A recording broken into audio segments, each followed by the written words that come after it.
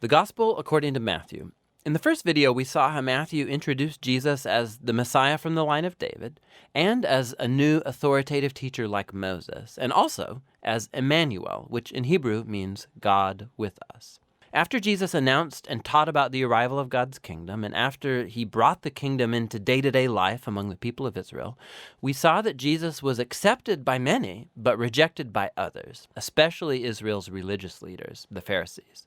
And so the big question is, how is this conflict between Jesus and Israel's leaders going to play itself out? The next large section, chapters 14 through 20, explore all the different expectations people have about the Messiah. So Jesus keeps healing sick people, and twice he even miraculously provides food for these huge crowds in the desert. One's made up of Jewish people, and the other is a non-Jewish crowd. And this sign, it's very similar to what Moses did for Israel in the wilderness. And so all these people are excited about Jesus. They think he's the great prophet and the Messiah, but not the religious leaders. Their view of the Messiah is built on passages like Psalm 2 or Daniel chapter 2 about a victorious Messiah who's going to deliver Israel and defeat the pagan oppressors. And from their point of view, Jesus, he's a false teacher. He's making blasphemous claims about himself. And so there are stories here about them increasing their opposition, hatching a plan to kill him. And so in response, Jesus, he withdraws, and he begins teaching his closest disciples what it means for him to be Israel's Messiah, because it is not what anybody expects. So Jesus asks his disciples, chapter 16, he says, "Who do you all say that I am?" And Peter comes up with the right answer, it seems. He says, "Well, you're the Messiah. You're the Son of the living God." But then it becomes clear that Peter's thinking about a king who's going to reign victoriously through military power.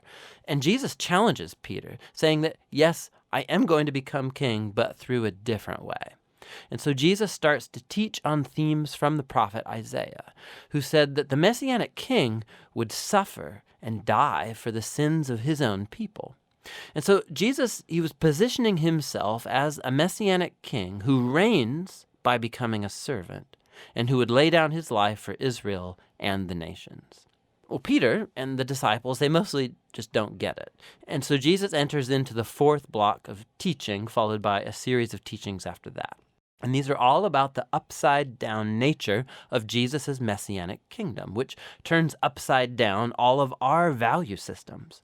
So in the community of the servant king, you gain honor by serving others. And instead of getting revenge, you forgive and do good to your enemies. And in Jesus' kingdom, you gain true wealth by giving your wealth away to the poor.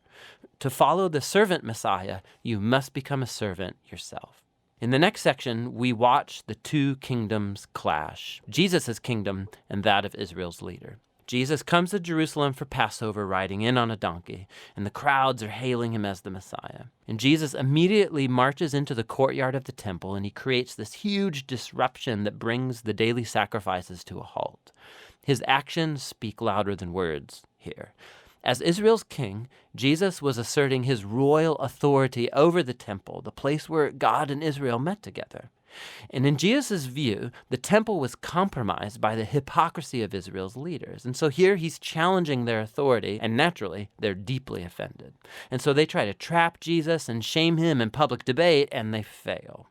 So they end up just determining to have him killed. In response, Jesus delivers his final block of teaching. He first offers this passionate critique of the Pharisees and their hypocrisy, and then he weeps over Jerusalem and its rejection of God and his kingdom. Then Jesus withdraws with the disciples, and he starts telling them what's going to happen. He's going to be executed by these leaders, but in doing so, they're going to create their own demise, because instead of accepting Jesus' way of the peaceful kingdom, they're going to take the road of revolt against Rome, and so Jerusalem and its temple are going to be destroyed.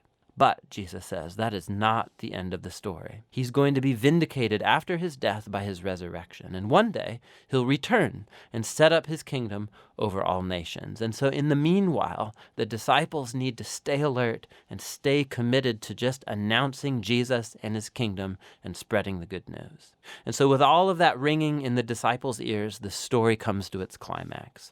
That night, Jesus takes the disciples aside and he celebrates a Passover meal with them.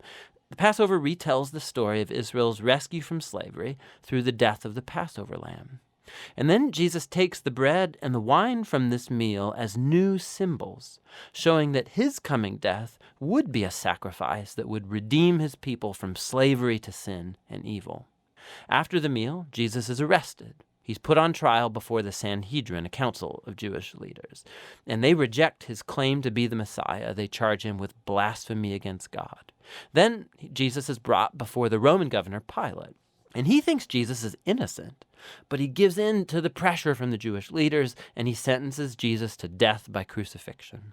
So Jesus is led away by Roman soldiers and crucified. Now, you'll notice right here in this section that just like Matthew did in the opening chapters, he increases the number of references to the Old Testament. He's trying to show that Jesus' death was not a tragedy or a failure. Rather, it was the surprising fulfillment of all of the old prophetic promises. Jesus came as the servant Messiah, spoken of by Isaiah.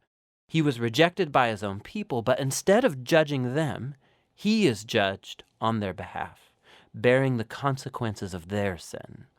So the crucifixion scene, it comes to a close, and Jesus' body is placed in a tomb. But the book ends with a surprising twist, the last chapter. The disciples, they discover on Sunday morning that Jesus' tomb is empty.